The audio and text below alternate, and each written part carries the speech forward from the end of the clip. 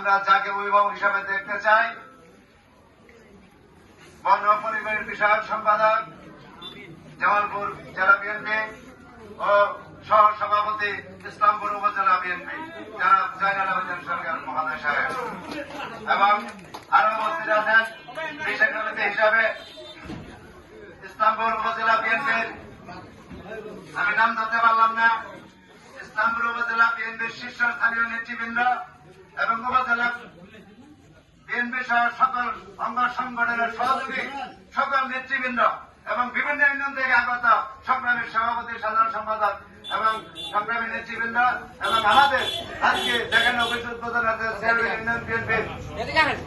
সকল নেতৃবৃন্দ ও আমার সামনে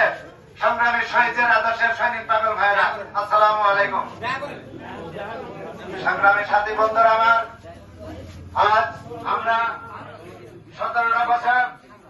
বিএনপির কোন অফিস করতে পারি নাই, আপনাদের নিয়ে বসার মতো কোন পরিবেশ আমরা তৈরি করে দিতে পারি নাই। এর জন্য 17 বছরের নির্যাতনের ক্ষমা চেয়ে নিচ্ছি আপনাদের কাছে। এবং আজকে তারই ধারাবাহিকতায় আমাদের সারা বাংলাদেশে আগামী জাতীয় নির্বাচনে ভোট প্রয়োগের জন্য এই দেশের মানুষ অধিক আগ্রহী অপেক্ষায় চেয়ে আছে। তারই ধারাবাহিকতায় আমাদের বিএনপি লোকসহ